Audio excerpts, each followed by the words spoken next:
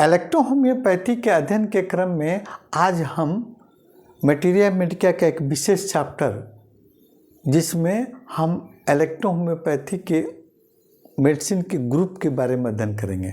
मैटी साहब ने 114 औषधीय पौधों का सिलेक्शन किया और उन 114 औषधियों को कंबाइंड करके प्रकृति बेस पर आपके शरीर के ऑर्गन बेस पर 38 औषधियों का निर्माण किया और उन 38 औषधियों को भी एक ग्रुप में सजाया, है ना। जिस 9 ग्रुप में उन्होंने बांट दिया ताकि आप आसानी से इन औषधियों के बारे में अध्ययन कर सकें, है ना। तो इन ग्रुप का क्या नाम उन्होंने दिया और किस ग्रुप में कितनी औषधियों को उन्होंने रखा और उसका संक्षिप्त कैरेक्टर, संक्षिप्त गुण के बारे में भी हम बता देंगे और उस ग्रुप की औषधियाँ जो है किन किन रोगों पर अपना प्रभाव रखती है इसकी भी हम चर्चा करेंगे। शुरू करते हैं पहले इलेक्ट्रोहोम्योपैथिक औषधियों के ग्रुप का नाम। पहले उन्होंने एस्क्रोफोलोसो ग्रुप, दूसरे नंबर में उन्होंने रखा कैंसरेसो ग्रुप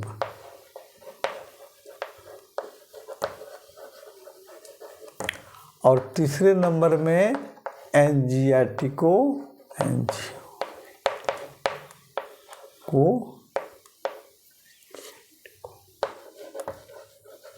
ग्रुप, चौथे नंबर में फेब्रिफ्यूगो ग्रुप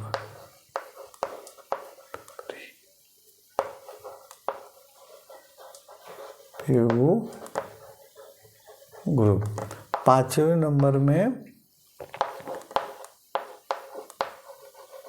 भर्मी फ्यूगो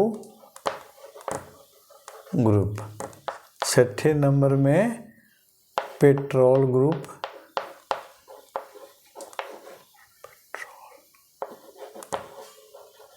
ग्रुप, सातवें नंबर में आपको वेनेरियो ग्रुप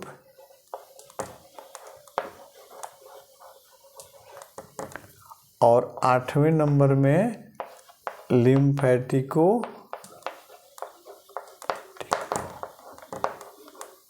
ग्रुप और नौवें नंबर में आपको लिक्विड ग्रुप।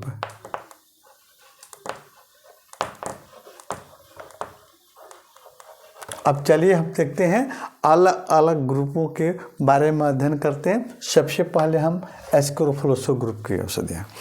एस्क्रोफोलोसो ग्रुप की औषधियाँ में उन्होंने आपको S1 से लेकर आपको S12 तक और S लास्ट तक उन्होंने औषधियों को रखा, है ना। S1 से लेकर S लास्ट तक, है ना। हालांकि S लास्ट का अलग ग्रुप है लेकिन इसको सजाने के लिए और अब संक्षिप्त रूप से अध्ययन करने के लिए हम लोग S ग्रुप में ही आपको रखते हैं। इसको एस्क्रोफोलोसो नंबर 1 यानी S1 से लेकर आपको S लास्ट तक एस्क्रोफोलोसो लसास्टिवो तक उन्होंने आपको एक ग्रुप में रखा। इन ग्रुप की औषधियों का मेन कैरेक्टर देखें तो ये आपको लिम्फेटिक टेम्परामेंट पर अच्छी रूप से काम करती हैं और आपको इसको कफ प्रकृति कहिए या लिम्फेटिक टेम्परामेंट वालों के लिए आपको यह औषधि बहुत ही सूटेबल होती है और लिम्फ द्वारा उत्पन्न आपको सभी रोगों पर शीघ्र अपना प्रभाव जमाती है। लिम्फेटिक सिस्टम में हम आपको लिम्फेटिक सिस्टम के लिए अलग से वीडियो हमारा चल रहा है। लिम्फेटिक सिस्टम क्या होता है, इसमें कौन कौन से ऑर्गन भाग लेते हैं और उनके क्या क्या रोग होते हैं, आप इसके पहले वाले वीडियो में हम आपको डाल दिए हैं, आप देखिएगा। डॉक्टर राजीव नैन के नाम से एक चैनल है ना, आपको यूट्यूब पर, और उसमें सारे इलेक्ट्रोहोम्योपैथी से रिलेटेड वीडियो चल रहे हैं। तो एस्क्रोफोलोसो ग्रुप की औषधियाँ जो हैं आपको लिम्फ द्वारा उत्पन्न सभी रोगों पर अपना सिर्फ प्रभाव दिखाती है और मेटाबॉलिज्म, हम जो खाना खाते हैं, खाना हमारा पचता है, उससे जो एनर्जी उत्पन्न होती है, हमारे सेल टिश्यू, हमारे शरीर के सभी ऑर्गन की क्रिया आपको इसी एनर्जी से संचालित होती है। तो आपको मेटाबॉलिज्म को शुद्ध करते हुए ये शरीर के सभी ऑर्गन के बिगड़े हुए कार्य है ना, बिगड़े हुए कार्य को आपको अस्थायी रूप से ठीक करने का काम करती है इस ग्रुप की औषधियाँ, है ना, एस्क्रोफ्लोसो ग्रुप की औषधियाँ। और इसमें जैसे लिम्फ से रिलेटेड डिजीज, है ना, लिम्फ नोड से रिलेटेड डिजीज, है ना, और लिम्फ वेसल से रिलेटेड डिजीज जो भी होते हैं आपको वो ठीक करने की क्षमता रखती है। सर्दी खांसी है, मिजल्स है, इन्फेक्शियस डिजीज है, आपको मप्स है, और फिर लिम्फ नोड्स है ना, इत्यादि रोगों पर अपना ये इसको ठीक करने की क्षमता रखती है। मेटाबॉलिज्म को भी शुद्ध करती है ना, ठीक करती है। और दूसरे नंबर की आपको औषधि है ग्रुप कैंसरेसो ग्रुप, इसको सेल टिश्यू ग्रुप के नाम से भी हम लोग जानते हैं, है ना। तो इस ग्रुप की औषधियाँ जो है शरीर में कार्यरत जितने भी ऑर्गन हैं उसके सेल टिश्यू में अगर कोई खराबी हो रही है, रोग के हिसाब से सेल टिश्यू बर्बाद हो रहे हैं, तो उनको पूर्ववत रोक देती है, खराब होने से बचाती है और उसको ठीक करती है। और इन औषधियों को सेल टिश्यू के नाम से भी जाना जाता है, सेल टिश्यू ग्रुप के नाम से भी जाना जाता है। और ये औषधियाँ आपको इसका कोई स्पेशल ग्रुप नहीं है, इसको कैंसरेसो ग्रुप में रखी गई है। और लेकिन ये आपको सभी टेम्परामेंट वालों के लिए सूटेबल है ना। टेम्परामेंट हम कहना भूल गए थे, आपको कैंसरेसो ग्रुप की औषधियाँ जो है सभी टेम्परामेंट वालों के लिए सूटेबल औषधि होती है।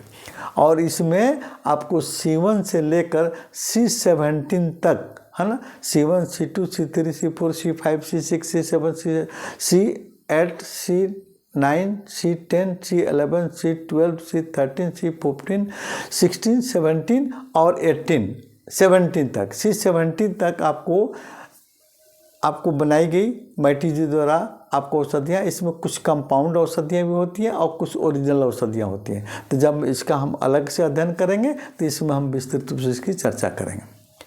तीसरे नंबर की आपको और ये तीसरे नंबर के आपको ग्रुप है जिसको हम एंजियाटिको ग्रुप कहते हैं, है ना। तो एंजियाटिको ग्रुप में क्या है, एंजियाटिको ग्रुप की औषधियाँ जो है आपको सैंगुइन टेम्परामेंट यानी रक्त प्रकृति वालों के लिए ज़्यादा सूटेबल होती है ना। और यह आपको ब्लड प्रोडक्शन करने वाले अंग, ब्लड को सर्कुलेशन, ब्लड का आपको प्रवाहित करने वाले अंग यानी ब्लड सर्कुलेशन से रिलेटेड डिजीज को आपको ठीक करने की क्षमता रखती है ना। ब्लड का कहाँ प्रयोग आपका होता है, ब्लड के कंपोनेंट्स के खराब होने को भी ठीक करती है एंजियाटिको ग्रुप की औषधियाँ, है ना। और कभी कभी जो है आपको मिश्रित प्रकृति वालों के लिए भी सूटेबल होती है ना। और मिश्रित प्रकृति वालों के लिए आप उसमें एस ग्रुप के औषधियों के साथ में इसको अदल बदल कर हम लोग प्रयोग करते हैं। कौन, एंजियाटिको ग्रुप के औषधियों को, है ना। जैसे आपको एंजियाटिको ग्रुप के औषधियों की प्रमुख डिजीज में जैसे एंटी ब्लीडिंग का काम करते हैं, यानी आपको एनी टाइप ऑफ ब्लीडिंग, शरीर से कहीं भी रक्त प्रवाह हो रहा हो, है ना, आपको उसको ठीक करने का काम करती है। जैसे पाइल्स है, लेडीज में आपको मेनोरेजिया है ना, इत्यादि ऐसे रोग हैं जिसको ठीक करते हैं, मतलब ब्लड से रिलेटेड डिजीज को ठीक करने की क्षमता रखती है एंजियाटिको ग्रुप की औषधियाँ। और इसमें A1, A2, A3 आपको 3 औषधियों को रखा मैटी साहब ने, और कुछ कंपाउंड औषधियों का भी निर्माण किया गया है। और इसके इलेक्ट्रिसिटी ग्रुप से BE और GE इनकी सहयोगी औषधियाँ होती हैं। उसके बाद हम देखते हैं आपको फेब्रिफ्यूगो ग्रुप की औषधियाँ। इसमें 2 औषधियाँ मैटी साहब ने बनाई, F1 और F2, है ना। और F1 को उन्हें इंटरनल प्रयोग करने के लिए बताया और F2 को एक्सटर्नल प्रयोग करने के लिए बताया। लेकिन आपको फेब्रिफ्यूगो ग्रुप की औषधियाँ जो है आपको यह सभी प्रकृति वालों के लिए, है ना, सभी प्रकृति वालों के लिए आपको सूटेबल औषधि होती है।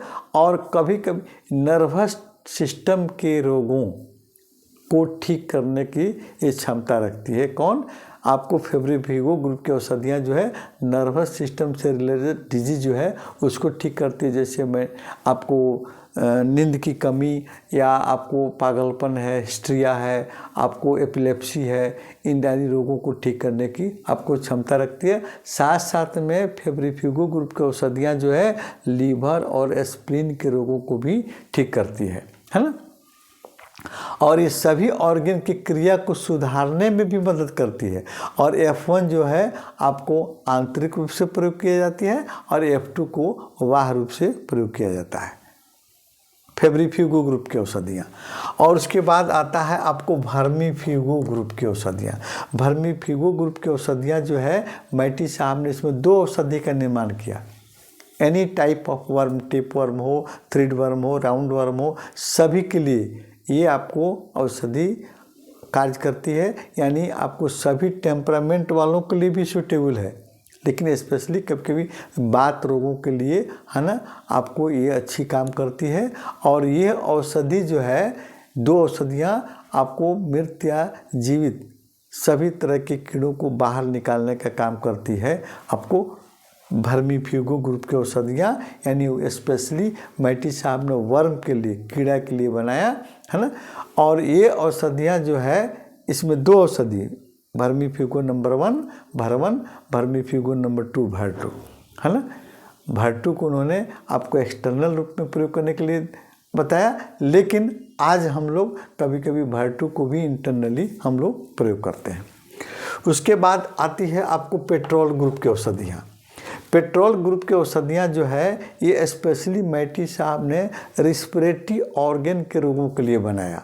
और ये सभी टेम्परामेंट वालों के लिए सूटेबल मेडिसिन होती है ना। रिस्पिरेटरी ऑर्गन से रिलेटेड डिजीज जैसे हमारे श्वसन अंग, अपर श्वसन अंग, जैसे बाह्य श्वसन अंग में आपको नाक हमारा नोस्ट्रिल हुआ, उसी तरह आपके लोअर रिस्पिरेटरी ऑर्गन में जैसे आपका फायरिंग्स है, लैरिंग्स है ना। फायरिंग्स से होकर ही आपको लैरिंग्स जाती है। आपको ट्रेकिया है, लंग्स है, इस सभी रोगों के, इन सभी अंगों के रोगों को ठीक करने की क्षमता रखती है आपको पेक्टोरल ग्रुप की औषधियाँ है ना। और ये इसमें आपको P1, P2, P3, P4 4 तरह की औषधियाँ आपको है, लेकिन कुछ कम्प्लेक्स औषधियों का निर्माण किया गया, जिसके चलते आपको 9 प्रकार की औषधियाँ इसमें आपको सम्मिलित की गई। और ये औषधियाँ जो है एंजियाटिको ग्रुप के साथ भी बहुत अच्छा काम करती है। पेक्टोरल ग्रुप की औषधियाँ एंजियाटिको ग्रुप के साथ में अच्छा काम करती है, क्योंकि आपको हमारा श्वसन क्रिया में ब्लड, एंजियाटिको ग्रुप की औषधियाँ, ब्लड ग्रुप की औषधियाँ और पी ग्रुप की औषधियाँ दोनों का एक आपको आपसी संबंध है ना, एक दूसरे की पूरक है।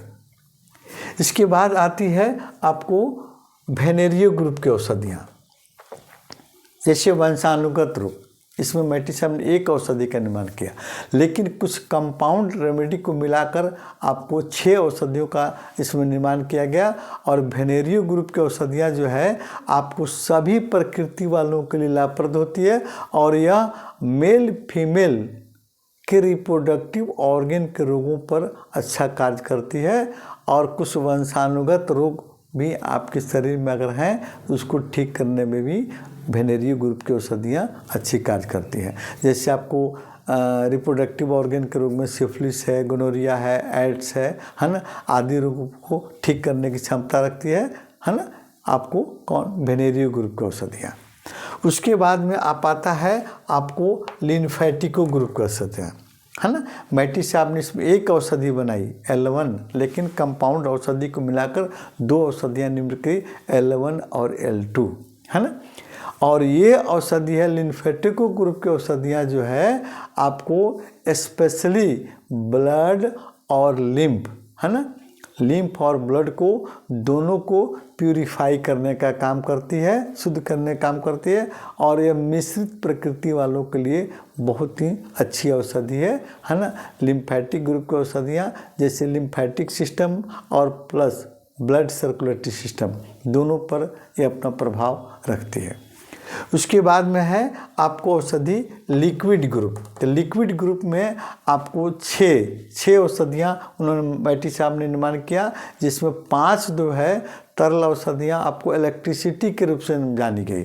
जैसे आपको इलेक्ट्रिसिटी में जैसे WE है ना, वाइट इलेक्ट्रिसिटी, BE है ना, ब्लू इलेक्ट्रिसिटी, और RE रेड इलेक्ट्रिसिटी, और फिर G ग्रीन इलेक्ट्रिसिटी, और YE येलो इलेक्ट्रिसिटी। इन्होंने आपको 5 इलेक्ट्रिसिटी के नाम से लिक्विड तरल औषधियों का निर्माण किया, और एक औषधि जिसको हम कहते हैं APP है ना, aqua perla peli, या इसको स्किन वाटर के नाम से भी जाना जाता है। ये त्वचा जल है ना, त्वचा जल है ना के रूप में भी जाना जाता है। ये आपको जब हम इन औषधियों का अलग अलग अध्ययन करेंगे तो इसका विस्तृत चर्चा करेंगे कि आपके शरीर के किन किन ऑर्गन के रोगों को ठीक करती है। लेकिन आपको ये तरल औषधियों का निर्माण मैटी साहब ने केवल एक्सटर्नल रूप में किया, लॉ ऑफ पोलैरिटी के हिसाब से एक्सटर्नल रूप में प्रयोग करने के लिए उन्होंने बनाई। लेकिन आज हम इसका इंटरनल प्रयोग भी करते हैं और बहुत अच्छा लाभ मिलता है।